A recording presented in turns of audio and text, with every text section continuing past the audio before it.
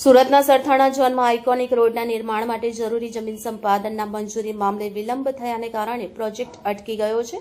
આમ આદમી પાર્ટીના કોર્પોરેટર મહેશ અણઘડે આ મુદ્દે મુખ્યમંત્રીને પત્ર લખી તાત્કાલિક કાર્યવાહીની માંગ કરી છે. સુરતના સરથાણા ઝોનમાં આઇકોનિક રોડનું નિર્માણ કામ શરૂ થયાને 1 વર્ષ થયું, પરંતુ જમીન સંપાદન અને અન્ય મુદ્દાઓને કારણે પ્રોજેક્ટ છેલ્લા 1 વર્ષથી અટકી પડ્યો છે. આઇકોનિક રોડ માટે જૂના બ્લોક નંબર 65માંથી 12,833 ચોરસ મીટર જમીનની જરૂર છે, પરંતુ સરકારી મંજૂરી ન મળવાથી કામ આગળ વધતું નથી. આમ આદમી પાર્ટીના કોર્પોરેટર મહેશ અણઘડે મુખ્યમંત્રીને પત્ર લખી આ મુદ્દે તાત્કાલિક કાર્યવાહીની માંગ કરી છે. તેમણે ટીકા કરી કે ભાજપના નેતાઓ સરકારની પ્રશંસા કરે છે, પણ જનતાના ટેક્સના કરોડો રૂપિયા આવા પ્રોજેક્ટ્સ પર વ્યર્થ જાય છે. સુરત મ્યુનિસિપલ કોર્પોરેશને જમીન સંપાદન માટે રાજ્ય સરકારને ભલામણ કરી છે, પરંતુ 18 મહિના પછી પણ કોઈ નિર્ણય થયો નથી. મહેશ અણઘડે મુખ્યમંત્રીને આ પ્રોજેક્ટને ઝડપથી મંજૂર કરવા આપવાની અપીલ કરી છે. ગુજરાતીમાં કહેવત છે, આગ લાગે ત્યારે કૂવો ખોદવાનો. એવું જ કામ ભારતીય જનતા પાર્ટીની સરકારમાં અને સુરત મહાનગરપાલિકામાં થઈ રહ્યું છે.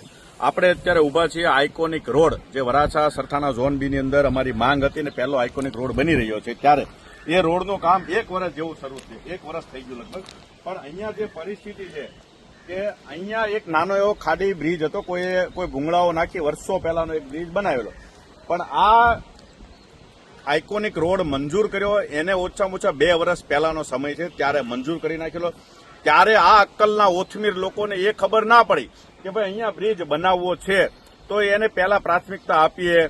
એ માટે જે કદાચ અમે આના પહેલા બી માંગ કરેલી કે આ એક ટુકડો એ વિવાદમાં છે, એટલે કે કોઈ એફપી નથી એને આપેલો, તો એ માટે શું પ્રોસેસ કરવું જોઈએ.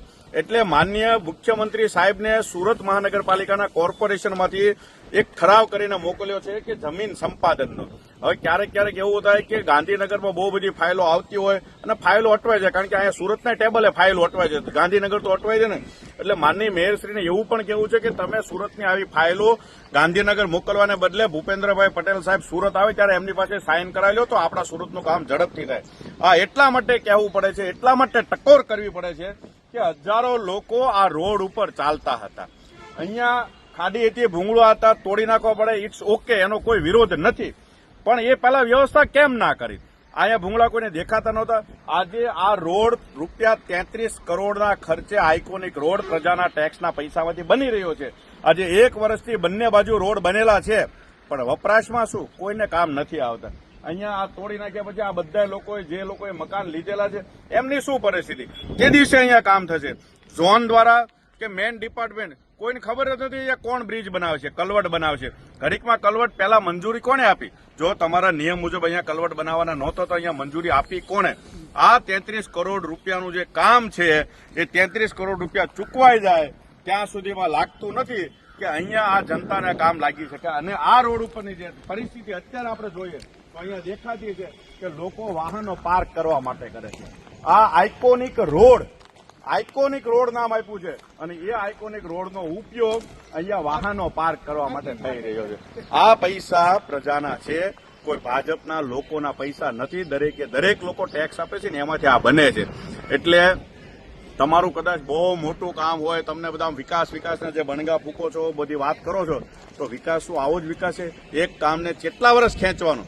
આ રૂપિયા નાખી દીધા પછી પણ જો પ્રજાને ઉપયોગ ના થઈ શકતો હોય તો આ તો બુદ્ધિનું દેવાળું ફૂટ્યું કહેવાય. આ ગેરંટીઓ, ડીએલપીઓ પૂરી થઈ જાય છે, છતાં રોડ શરૂ થશે એવું ખબર જ નથી. જમીન સંપાદનના નિયમ મુજબ તમે કેમ હજી પણ 1 વર્ષ કરતા પણ પહેલા આ ઠરાવ કોર્પોરેશને મુખ્યમંત્રીને મોકલી દીધો છે, તો કેમ સાઇન થઈને નથી આવતો? કોણ રોકે છે? કોઈ ભાજપના જ લોકો રોકાવા છે? કોઈ બિલ્ડરોને ફાયદો કરાવવા માટે રોકવામાં છે? આ તો અલગ બધા બિલ્ડરોએ પોતાની જમીનો લઈને પ્લોટિંગ કરી દીધું છે.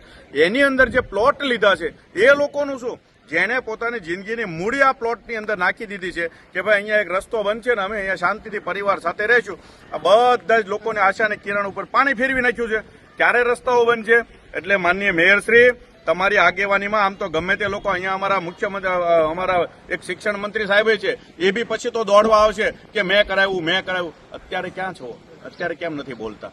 કેમ તમારામાં તાકાત નથી? તમારી સરકાર છે, તમે એક ઓર્ડર કરીને શું જમીન સંપાદન નથી કરાવી શકતા? નિયમ છે કે તમારે બુલેટ ટ્રેન માટે આટલી બધી જમીન સંપાદન થઈ શકતી હોય, કે ઉદ્યોગપતિઓ માટે જમીન સંપાદન થઈ શકે, તો આ તો જનતા માટે છે.